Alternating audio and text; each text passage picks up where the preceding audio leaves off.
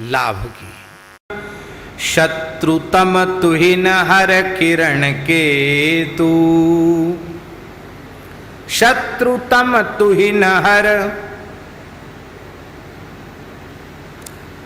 देखो दो चीजें हैं, एक तम और एक तुहिन।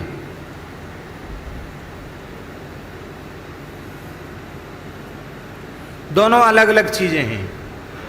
एक है अंधकार और एक है कुहरा। तुहिन माने होता कुहरा, कुहासा जिसको कहते हैं। क्या कहते हैं? फॉग भी कहते हैं, फॉग कहते हैं ना, कोहरा, फॉग, कुहासा। अलग अलग क्षेत्रों में अलग अलग भाषा में लोग बोलते हैं। धुंध पड़ रही है, धुंध भी बोलते हैं। चाहे जितना भयंकर अंधकार हो, सूर्य भगवान के उदित होते ही अंधकार को विदा होना पड़ता है।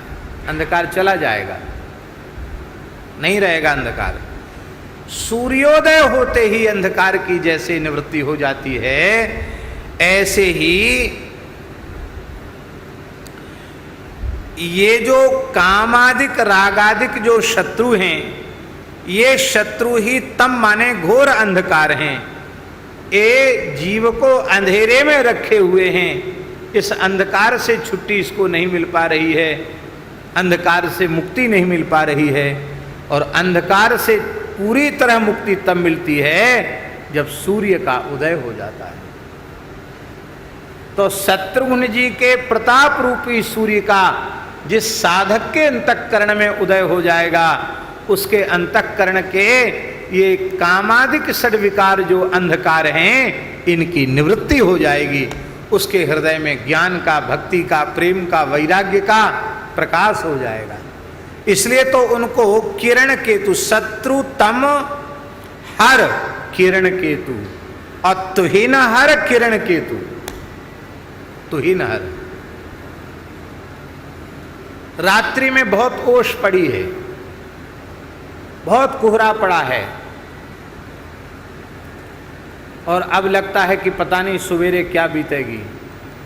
और सवेरा होते खूब बढ़िया से सूर्य भगवान प्रचंड होकर निकल आए, तो फूक कोहरा सब खत्म हो जाता कि नहीं हो जाता है। इसको तुहिन कहते हैं। तो चाहे जितना विकारों की जड़ता का जाड़ा पड़ा हो, कोहरा छाया हो, कोहरा महाराज इतना भयंकर होता, कोहरे में कुछ नहीं दिखता। एक बार हम अपने पूज्य महाराज जी को, भक्तमाली जी को लेने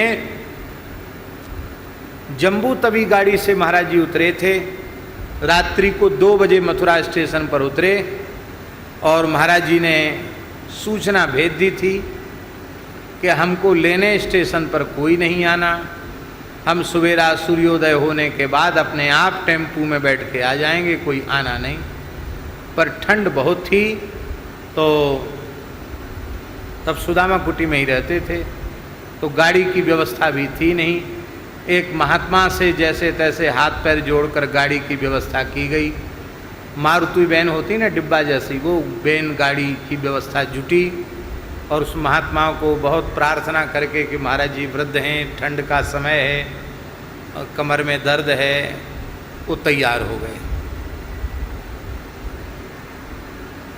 अब हम 2 मूर्ति यहाँ से वो महात्मा को साथ लेके मथुरा स्टेशन पर पहुँचे। महाराज जी मिल गए,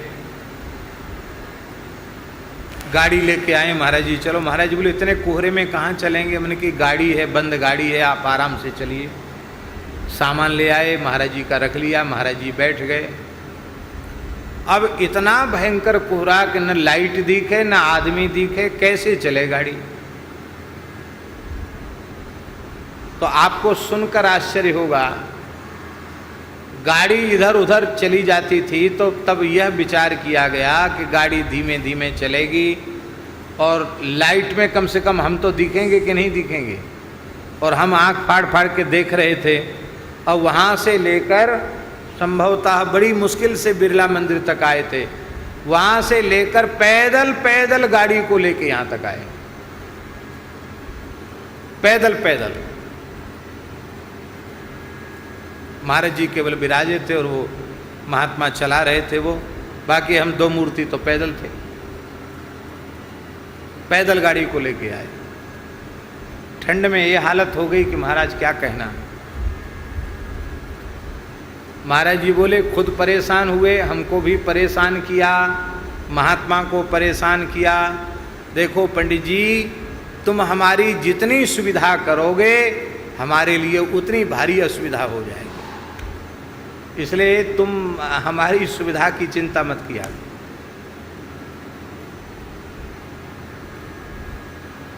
तो उस दिन अनुभव हुआ कि कोहरा किसको कहते हैं। ऐसे ही बक्सर से हम लोग बनारस आ रहे थे, शायद गोविंदास जी साथ में थे ना आप। कोहरा रात्रि में गाड़ी जो है खेत में चली गई थी, गोविंदास साथ में थे हमारे।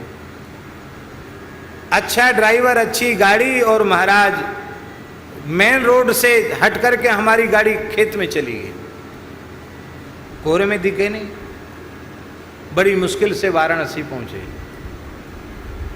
तो कितना भी कोहरा रात्रि में क्यों ना पड़ा हो, लेकिन भगवान सूर्य प्रचंड होकर आ जाएं तो कोहरे को समाप्त होना ही पड़ेगा।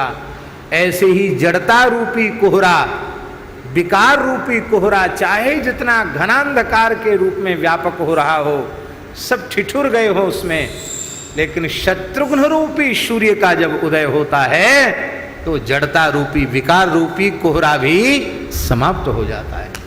बोलो श्री शत्रुघ्न जी महाराज की जय। ऐसा अद्भुत चरित्र है शत्रुघ्न जी का।